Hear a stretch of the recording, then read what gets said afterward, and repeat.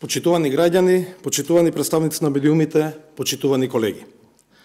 Оваа пресконференција се совпаѓа со почетокот на кампањата за локалните избори. На граѓаните на Република Македонија им пожелувам фер и демократски избори. Атмосферата во која сите ќе бидат слободно да изразат својата волја за избор на кандидат за лидер на општината во која живеат и од кој ќе очекуваат да ги реализира нивните интереси. На почетокот на ово обраќање ќе потсетам на активностите и мерките што ги донесе владата во изминативе 100 дена за да се обезбедат услови за фер избори со еднаква стартна позиција на сите партии што тргнуваат во изборниот процес, и за власта и за опозицијата. Една од првите мерки што беше донесена беше одлуката за стопирање на владиното рекламирање. Рекламирањето не е транспарентно и отчетно информирање, туку многу повеќе пропаганда која се злоупотребуваше во изборните циклуси што ги организираше претходната влада. Во пресед на изборите, владата донесе декларација за заложби за слободни и фер избори.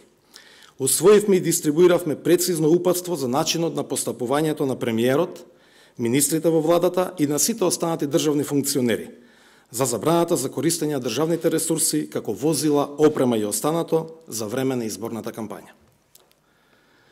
Владата ги повика органите на државната управа да ги преземат сите неопходни законски мерки за да го гарантираат неприкосновеното избирачко право на секој граѓанин.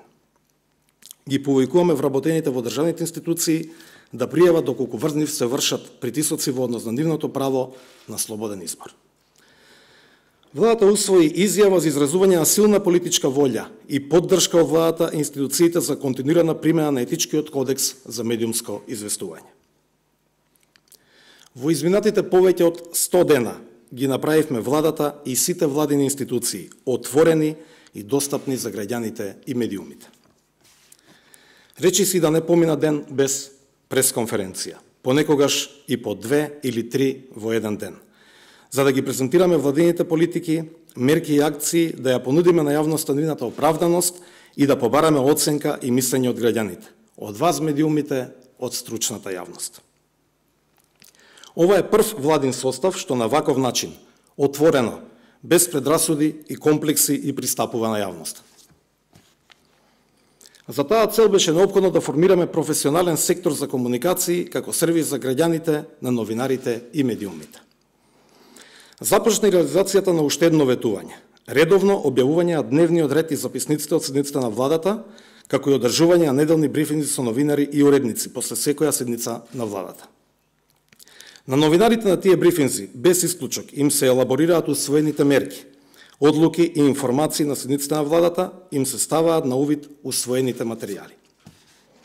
Покрај портпаролот на владата, комуникацијата за поголема транспарентност и отчетност ја остваруваат и лицата одговорни за односи со јавност во министерствата и во одделни државни институции. Поголемиот дел од мерките што ги презедовме за поголема транспарентност и отчетност се вградени во календарот на планот 369. Тој календар е ставен на увид на јавноста и од тој календар и од тие обврски нема отстапки. Го укинавме надоместокот за добивање информации и документи од јавен карактер. Секој може да ги добие бесплатно во електронска форма на дигитален носач или на мејл. Обезбедивме бесплатно користење на услугите на Централниот регистар и на Агенцијата за катастар за недвижности. Со оваа мерка ја олеснивме работата на новинарите со слободен пристап до изворни информации од посебно значење за истражувачкото новинарство. Го подобривме концептот за соработка меѓу владата и граѓанските организации. Незамисливо претходната политичка пракса, донесовме одлука за декласифицирање на сите договори за државна помош на странските инвестиции. На сите редакции кои тоа го побараа им се доставени одделни договори на увид. Вчера ја објавивме анализата на вредноста на договорите и за селекција на медиумите кои добивале сериозни суми за владините кампањи. Владата се обврза дека задолжително и детално ќе ги објаснува сите законски предлози и дека ќе понуди неделна можност за поставување на пратенички прашања. Ова е предлог до Собранието на Република Македонија. Во постапка е утврдување на конечна верзија на нацрт законот за аудио и аудиовизуелни медиумски услуги, за реформите во медиумите, кои се носи низ широка јавна дебата и во него ќе бидат вградени сите конструктивни предлози. Се води темелна истрага за сите случаи на застрашување, притисоци и говор на омраза против новинарите, со цел да се поттикне слободното новинарство и да не се повторуваат такви практики во иднина. Ги декласифициравме информациите кои се однесуваат на службените патувања, репрезентација и други непродуктивни луксузни трошења. Календарот на секторот за комуникација, транспарентност и отчетност, како и на моите активности како министар заложен за овие области, беа исполнети со многобројни настани, средби и конференции.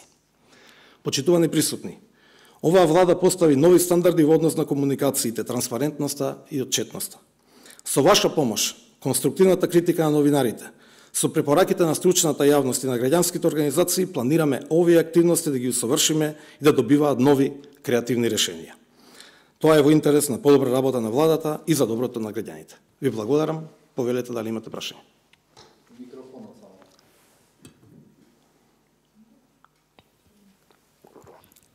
Здраво, Ферика Нелијази од телевизија Шења. Јас би сакала да ве прашам дали знаете дали сите министри кои што се во владата работат совесно, односно не ги злоупотребуваат тие добродетелства, да ги наречам, од владините средства во прилог на кампања политичка. И дали е во ред во текот на министерување некој да земе годишен одмор за да се посвети на кампања на една политичка партија? Јас ви кажав дека владата донесе одлука дека не сме да се користат средства во државна собственост за време на кампањата и таа одлука е обврска за сите министри во владата. Верувам дека сите ќе ја почитуваат, бидејќи амбиентот е таков во оваа влада и едногласно беше усвоена таа одлука без никаква задршка. Дополнително, се што е во рамки на законот, секој има право да користи, но исто така се што е во рамки на законот не смее да биде злоупотребено. Што значи дека надвор од работното време или во периоди на кампања може да се користат и слободни денови, но никако не смее да се спојат партиските и државните активности. Тоа е недозволиво. Владко Чаловски од Нова порталот. Господине Поповски, колку мене ме интересира бројката као бројка, колку луѓе се под ваша надлежност во секторот за транспарентност? Тоа е едно прашање. А друго прашање е, бидејќи досега во јавноста за неколку имиња кои што владата ги ангажираше како индивидуалци на различни места, имаше бурни реакции, а секторот за транспарентност не излезе ниту еднаш. Зошто е тоа така? Например, со што не излезе? За одредени имиња. Сада, ако сакате ви имињата се... Па да, би било добро да спомнете, например... Добро, имаше реакции за Дарко Лешовски, например. Имаше реакции за Замир Мехмети и ред други.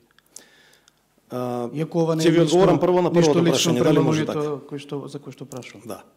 Благодарам, ќе ви одговорам прво на првото прашање.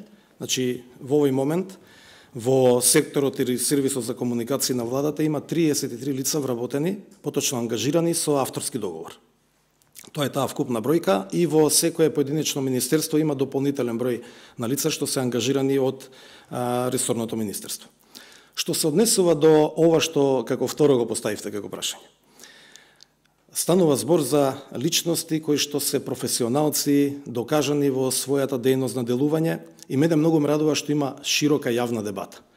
Допред 100 дена во Македонија клучна тема беше кој кого можеби ќе го пресретне некаде, ќе има напади, закани за убиства и така натаму во периодот на паѓањето и на финалните денови на минатата власт. Сега главна тема во Република Македонија пред 2 месеца на социјалните мрежи беше, ми се чини 6-7 дена, беше дали Дарко Лешовски ќе биде член на управниот одбор на Струшките вечери на поезијата. Погледнете таа разлика, погледнете таа слобода на говор, тоа е демократијата што ја донесе оваа влада, таа демократија што ја посакувавме сите. А инаку, непријатно и нелогично е систем владин да застане во одбрана или во заштита на личностите. Доколку има сериозни напади преку определена личност врз владиното функционирање, тогаш владата има обврска тоа да го направи. Но доколку станува збор за дебата, дебатата ни е потребна. Тука сме сите да дебатираме, да разговараме и отворено да ги споделиме мислењата. И тоа е добре дојдено и тоа е добро така да продолжи. Меѓутоа велам, погледнете за што се дебатира. Сосем се смени амбиентот во Република Македонија и тоа е клучната придобивка од оваа влада, она што ќе помогне да имаме фери демократски избори овој пат.